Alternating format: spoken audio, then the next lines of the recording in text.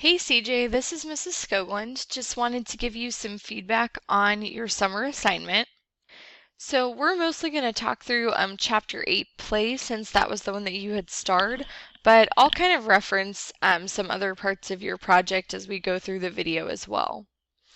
So the first thing that I look for in what we call a body paragraph, which is this kind of paragraph setup, is a strong topic sentence. And ideally, that would be our first sentence that answers the question provided and sort of previews what's going to come in the paragraph.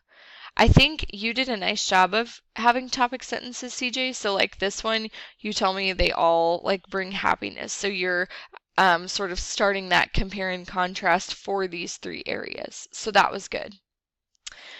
Next, I actually look at the end of your paragraph for a concluding sentence, because we want that to similarly tie back up to the question and kind of like tie everything together and sort of wrap it up. This is an area, CJ, where I feel like you could do some revisions.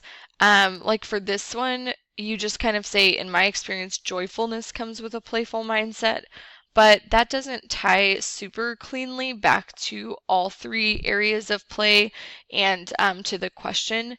So I would encourage you to like expand some of your concluding sentences. I noticed that in some of your other paragraphs too, they were kind of short or maybe not the best concluding sentence. Maybe think about tying back to the question, getting some of the importance of the topic in there. That would be good. All right, next I looked at evidence. I think this is a strong point for you as a writer. So I like how you talk about like games for one piece of evidence, and then down here you talk about humor. So I thought that was nice because you could develop the paragraph differently as you talked about those distinct areas. You're also doing a great job, CJ, of what we call embedding or like integrating your quotes. So like if I read this one out loud, games offer us a fun challenge and allow us to become better at solving problems as well as blah, blah, blah. Even with the quotes, like that reads super smoothly, and that's exactly what we want. So that's great. Next on commentary, this is another area where I think maybe you could go back and revise a bit. So like I'll give you this example here.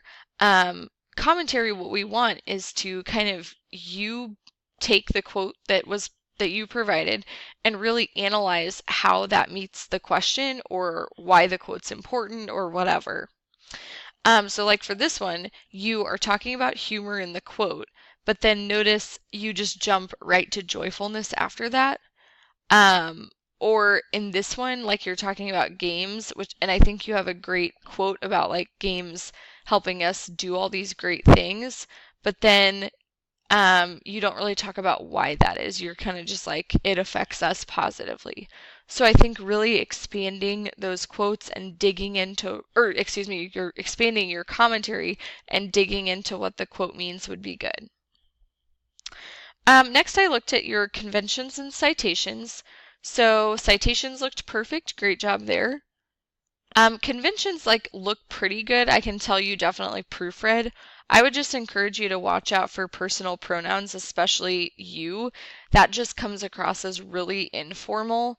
So like if I read, joyfulness gives off a playful mindset because when people are enjoying themselves, that's really just going to elevate the word choice of your writing. All right, and then I did want to talk about your art-directed activities. I thought you did a great job there. And I especially liked the one where you did like the day in a life for chapter 3, and you did a really nice job with this, and I could definitely tell that you understood the difference between, this industrial age versus the conceptual age. So good job, just wanted to give you a little feedback.